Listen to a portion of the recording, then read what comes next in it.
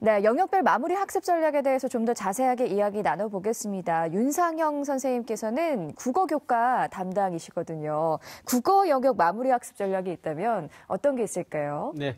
먼저 이제 우리 학생들마다 이제 풀이 방법이라든가 순서가 좀씩 다릅니다. 어떤 학생들은 순서대로 푸는 학생들도 있고요. 또 어떤 학생들은 자신 있는 뭐 문학부터 푼다든가 아니면 뭐 독서부터 푼다든가 이렇게 나름대로의 어떤 노하우를 가지고 있는데 자신의 어떤 풀이 방법 또는 노하우 이런 부분들을 조금 더 정리를 해 두는 것이 좀 필요할 것 같고요. 그다음에 두 번째는 이제 그동안 우리 학생들이 공부를 하면서 부족했던 부분을 정리해 놨을 겁니다. 뭐 틀린 문제를 모아놓은 것도 있고요. 그다음에 또 오답 노트를 작성하는 그런 부분들도 있고 그래서 부족했던 부분이라든가 그런 오답 노트 이런 부분들을 활용해서 마지막으로 자신의 부족한 부분을 점검하는 것이 두 번째로 좀 해야 될 것 같고요. 그다음에 이제 국어 같은 경우는 EBS 교재 연계율이 70% 정도 되거든요. 그래서 연계가 되는 부분이 뭐냐면 문학 작품이 나올 수 있고요. 그다음에 다뤘던 문법 개념이 나올 수 있고요. 그다음에 거기에서 출제됐던 어떤 문제 유형이라든가 아니면 또 독서의 주제 같은 것이 연계될 수 있기 때문에 이런 부분들을 마지막으로 좀 정리하는 것이 좀 필요할 것 같고요. 그다음에 이제 6월하고 9월 모의고사를 통해서 드러났던 신유형이라든가 이런 문제들, 그다음에 또 올 평가원에서 실시하는 모의고사들의 특징 이런 부분들을 좀 복기하면서 대비를 하는 것이 좀 필요할 것 같습니다. 그다음에 이제 실전 모의고사 그동안 좀 많이 했죠. 많이 했지만 그래도 이제 실전 모의고사 그 비슷한 환경 속에서 한 번이나 두 번 정도는 다시 한번 좀 연습해 보는 것도 도움이 될 것 같고요. 그다음에 이제 새로운 내용을 하지 않았으면 좋겠습니다.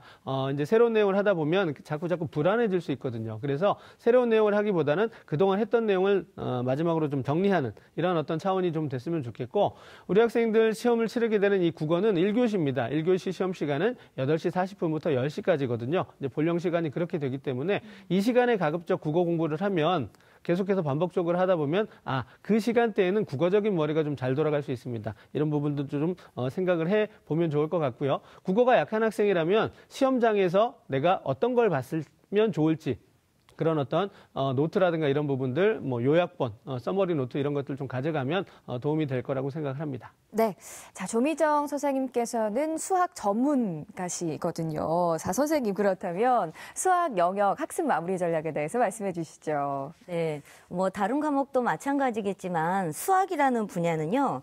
특히 내가 약한 부분, 내가 자신 없는 부분, 자주 틀리는 곳 이런 것들이 조금 더 명확하게 잘 드러나는 그런 과목 중에 하나입니다.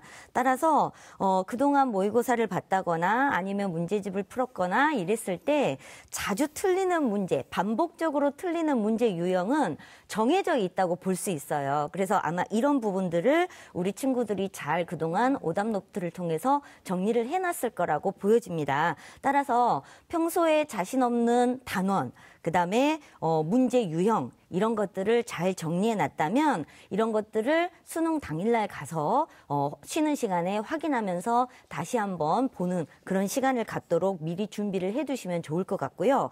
이런 것들을 이제 정리할 때는 새로운 책보다는 그동안 공부했던 교재나 문제집 이런 것들 그다음에 모의고사지를 통해서 틀렸던 유형에 대해서 메모를 할 텐데 메모를 그냥 단순히 그 문제 자체만 적어두는 게 메모가 아니라 이 문제는 어느 단원의 어떤 공식과 어떤 개념이 활용됐는데 내가 미처 몰랐던 부분은 무엇이었는지 내가 틀린 이유가 분명히 있을 거거든요. 사실은 그런 부분들을 적어놨을 때 반복적으로 틀리지 않게 됩니다. 그래서 이런 부분들에 대해서 좀 더 메모장에 정리를 하면서 준비를 해두시면 될 것 같고요.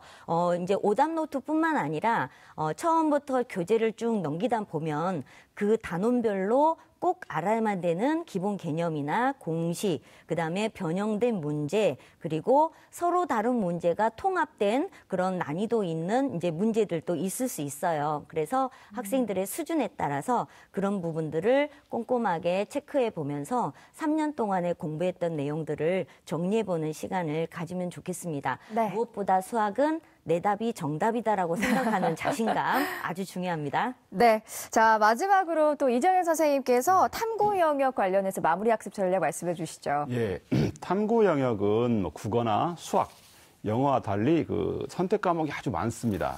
특히 사회탐구와 과학탐구 그리고 직업탐구로 이렇게 구분이 되는데요.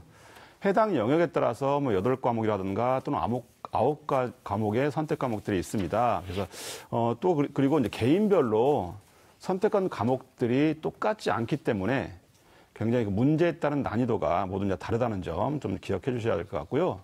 물론 뭐 모든 과목들이 뭐 학습법은 거의 비슷비슷하겠지만 뭐 탐구 영역 같은 경우에는요, 이제 상위권이라고 할 수 있는 2등급 이내의 상위권 학생 같은 경우는 평소 이제 자신이 학습했던 요약 노트라든가 또는 오답 노트 등을 좀 확인하는 것, 그리고 고난이도 문제를 다시 한번 이렇게 확인하면서 이렇게 풀어보기를 좀 권해드리고요.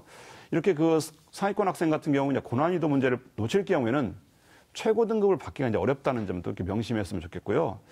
이제 중위권하고 하위권 같은 학생의 경우에는 이제 기출 문제, 그리고 모의평가 문제 풀이, 그리고 또 EBS 파이널 문제 등을 이제 풀어보면서 선택과 집중을 좀 하는 게 좀 좋습니다. 그래서 특히 이제 과학 탐구 같은 경우에는요, 뭐 개념 정리를 다시 한번 이렇게 쭉 해보는 것도 아주 좋은 방법이라고 봅니다. 네.